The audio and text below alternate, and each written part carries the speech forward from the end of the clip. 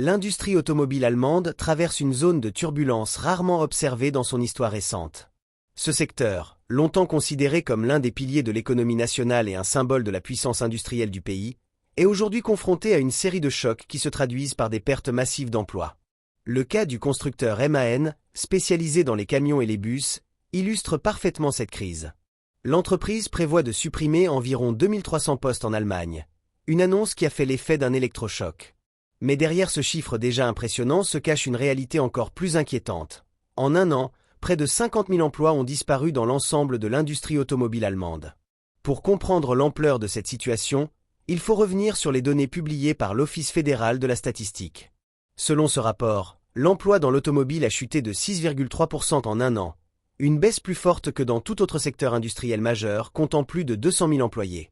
En chiffres absolus, cela signifie que 48 700 personnes de moins travaillaient dans l'automobile à la fin du troisième trimestre par rapport à l'année précédente. Le nombre total d'employés est tombé à 721 400, soit le niveau le plus bas depuis 2011. Cette contraction brutale s'explique par plusieurs facteurs. D'abord, la hausse des tarifs américains a fragilisé les exportations allemandes. Ensuite, la demande mondiale de véhicules a reculé, notamment dans les marchés émergents. À cela s'ajoute une concurrence féroce de la Chine, qui s'impose de plus en plus dans le domaine des véhicules électriques.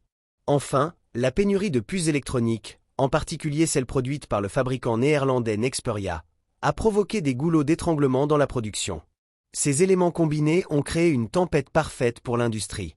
Le cas de MAN est emblématique. L'entreprise prévoit de supprimer 1300 emplois à Munich, 600 à Salzgitter et 400 à Nuremberg. Officiellement, la direction explique que ces mesures sont nécessaires pour s'adapter à l'affaiblissement du marché des camions en Allemagne et pour améliorer sa position financière. Les coûts élevés de l'électricité et de la main-d'œuvre, ainsi que la pression croissante des concurrents asiatiques, sont également invoqués. MAN insiste sur le fait que les suppressions seront socialement acceptables et qu'aucun licenciement direct n'est prévu. Mais les syndicats, notamment IG Metall, ne partagent pas cette vision optimiste. Ils craignent que ces réductions d'effectifs ne mettent en danger l'existence même de certains sites, en particulier l'usine principale de Munich. Selon leurs estimations, les pertes pourraient atteindre 2000 emplois à Munich et 500 à Nuremberg à long terme. Ils s'inquiètent aussi du transfert de certaines activités de recherche et développement vers la société mère Traton, ainsi que de la délocalisation de la production vers la Pologne. Pour IG Metall, ces décisions risquent d'affaiblir durablement le savoir-faire allemand dans le domaine des véhicules utilitaires. Au-delà de MAN, c'est l'ensemble de l'industrie automobile qui souffre. Les fournisseurs, souvent plus fragiles que les grands constructeurs, sont encore plus touchés par les suppressions d'emplois. Et la crise ne s'arrête pas à l'automobile. L'ensemble de l'industrie allemande a perdu environ 100 300 emplois, soit une baisse de 2,2%. Le secteur du machinisme, qui est la plus grande branche industrielle du pays en termes d'effectifs, a vu ses emplois reculer de 2,2% pour atteindre environ 934 200 personnes.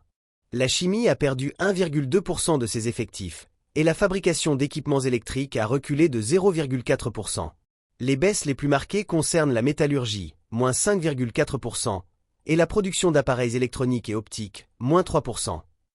Dans ce paysage morose, une seule branche tire son épingle du jeu, l'industrie alimentaire, qui a enregistré une croissance de 1,8% de ses effectifs, atteignant 510 500 employés. Ce contraste souligne à quel point certains secteurs traditionnels sont en difficulté, tandis que d'autres, plus essentiels au quotidien, parviennent à se maintenir voire à progresser. Face à cette situation, les économistes tirent la sonnette d'alarme. Sébastien Dullien, directeur scientifique de l'Institut pour la macroéconomie et la recherche conjoncturelle, IMK, estime qu'il n'est pas trop tard pour sauver une grande partie des emplois industriels. Selon lui, le recul de l'emploi reste modéré si on le compare à la baisse de la production et des commandes. Mais il insiste sur la nécessité d'une politique industrielle cohérente et proactive. L'Allemagne, dit-il, doit inciter l'Union européenne à définir ses propres secteurs stratégiques et à utiliser le marché intérieur pour renforcer la production européenne dans ces domaines. Cette réflexion s'inscrit dans un contexte géopolitique tendu. Les États-Unis et la Chine mènent des politiques industrielles agressives pour soutenir leur production nationale. L'Allemagne et l'Europe se retrouvent donc prises en étau, risquant de perdre des parts de marché et des compétences clés. La question est désormais de savoir si l'Europe saura réagir à temps pour protéger ses industries stratégiques, dont l'automobile est l'un des symboles les plus forts. En conclusion, l'annonce de MAN sur la suppression de 2300 emplois n'est pas un événement isolé, mais le reflet d'une crise systémique. L'industrie automobile allemande, longtemps considérée comme invincible, est aujourd'hui fragilisée par des facteurs économiques, technologiques et géopolitiques.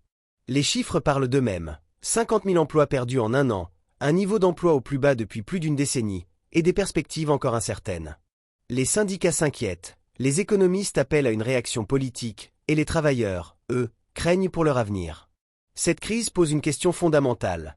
L'Allemagne saura-t-elle réinventer son modèle industriel pour affronter les défis du XXIe siècle, ou assisterons-nous à un déclin progressif d'un secteur qui a longtemps été la fierté du pays ?